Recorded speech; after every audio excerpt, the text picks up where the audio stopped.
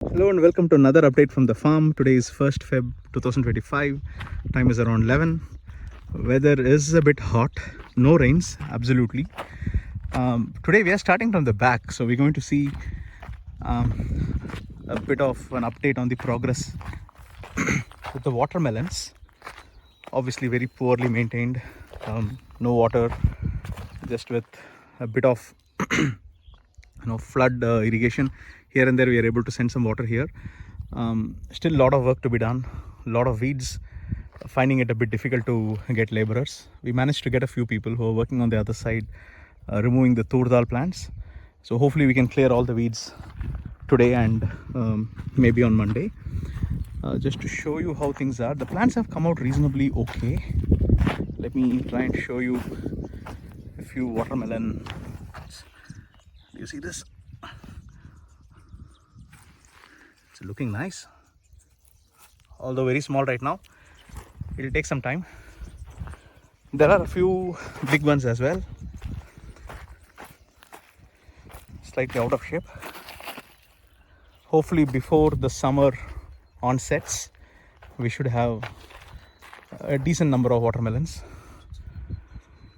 As you know, we have not been able to give any Jivamrita, but we managed to spread Ghana Jivamrita last week.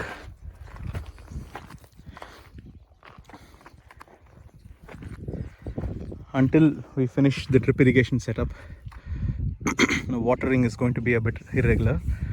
And as far as drip irrigation is concerned, you will recollect that in the previous video we have finished all the mainline setup.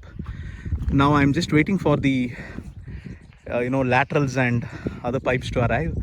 I've applied for a subsidy and just working with the government officials through a dealer for the laterals and a few subline pipes.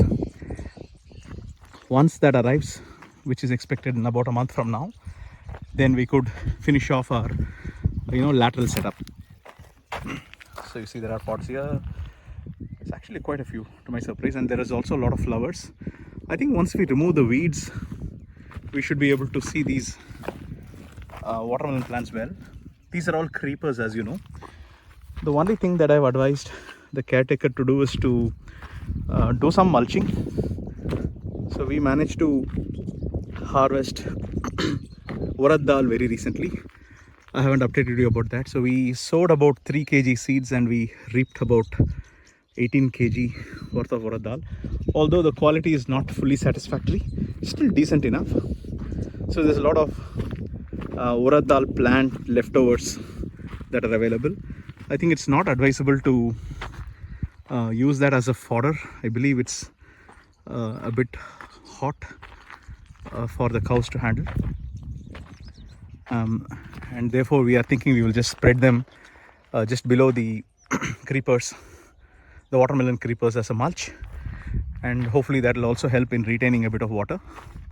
And when they decompose, some amount of humus will get created.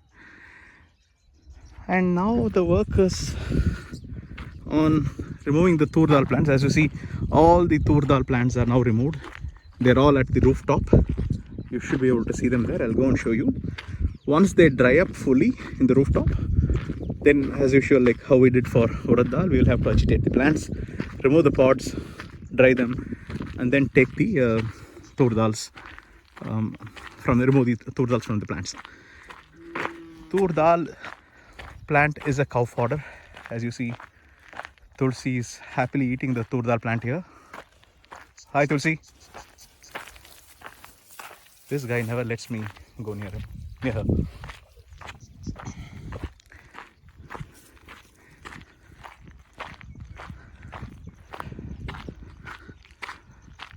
So all the areas are empty now. I'm thinking about getting started with the trench building, starting with that section. But again, there are a few other issues that I'll need to sort out. The first big issue that we are facing now is elephants. We had 2 instances. Once one elephant came in, damaged 2 sections of the fence, and a couple of weeks ago 3 elephants had come in damaging 2 more sections in the fencing. So we have done the repair work on the fence, but we need to find a sustainable solution for conflicting elephants. Solar is one option, but again I'm hearing mixed opinion from people that it's not entirely successful. So there is an option in solar to do spring fencing. I believe that's slightly a better deterrent against elephants. So clearly we can't do it on the boundary because we already have the chain link fence.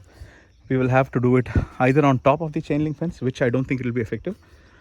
The other alternative is to do another row of spring solar fencing, let's say about 10 feet before the chain link fence. That's what I'm thinking now. It is a bit expensive. I'm trying to get some quotes and see if we can find a reliable service provider. I'll keep you posted. I'll let you know once we finalize that. But until we find a sustainable solution for deterring elephants, I don't think we should be able to do any farming inside. Like, it's absolutely risky, and things like maize is very attractive for the elephants. In fact, the elephants were lying in the maize field middle of the night, like around 1:30 a.m. when the caretaker had saw it. So I will need to find a solution very soon for that. Few other alternatives for elephants. We could do some thorny bushes, but again I don't know how long it will take and how effective it's going to be. The other alternative is to use beehive fencing, which is getting a bit popular now these days, especially in the African nations. But again, the problem is we don't have any plants here. There are no flowers, so I'm not sure if the bees can survive the dryness. Although there is a forest nearby, I do not know how many flowers are available for bees to survive. So that is also an option that I'm thinking I'll roll out. So the only reasonably feasible option is to do the solar fencing. So here's the Turdal plants. They've been spread to the rooftop for drying. Once they dry up, we'll need to agitate them vigorously, just in hand, beat them to the floor, and then these pods will fall off. Once the pods fall off from the dried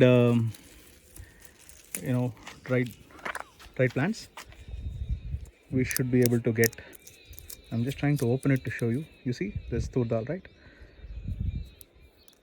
These kind of seeds will fall off, and that's basically Turdal. There you go.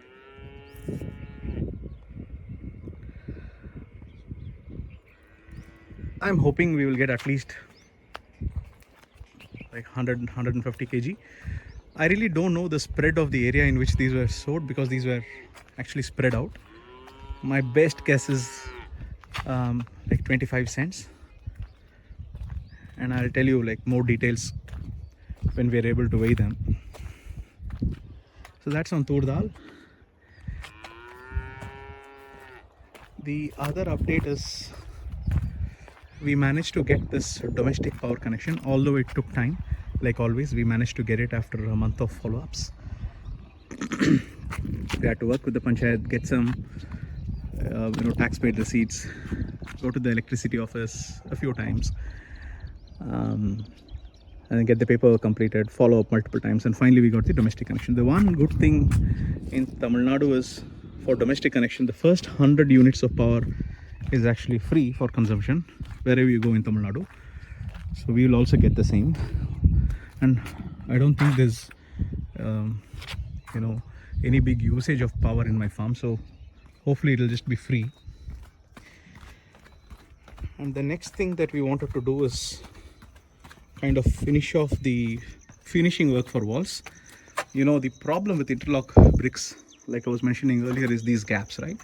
There are no gaps on the horizontals, but on the verticals there are definitely gaps. So these will need to be filled.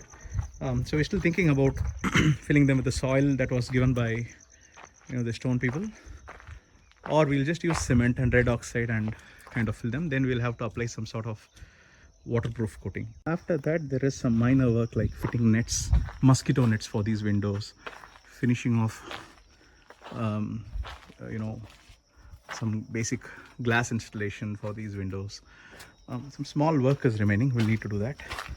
And I'm also thinking about doing a bit of automation for the borewell motor, because as we observed earlier, we will be able to run the motor for about an hour and a half to two, and then we'll have to give it a break for another 1 hour for the water to get recharged, and then we can run it again. So there's a controller that can automate this, like keeps the motor running for 2 hours, then you can turn it off for 1 hour and then keep repeating that cycle. So I'm thinking we will do that, still inquiring for that. Otherwise there's not much work remaining other than some cleaning work which I'll have to do. I'm also actually thinking about getting some sort of a lid or a cover for this, a very simple setup, just so that these frogs don't get inside and the water doesn't get evaporated. All that need to be thought of. So some more work is remaining in this section, and we will have to install the filters here. We'll probably do that after we get the subsidies approved and when we get the laterals. So that's all the updates I had for today. Next steps will be to just finish off the work on the Turdal and do some cleaning up of the watermelon section, and obviously on the infrastructure side we'll have to finish off the painting work, and then we can get started with leveling the fields and preparing the trenches. And in the meantime, I'm hoping that we can find a solar solution for deterring the elephant. So I think that's my P0 right now. So that's all the updates I had, folks. I'll catch you on a different video later. Bye.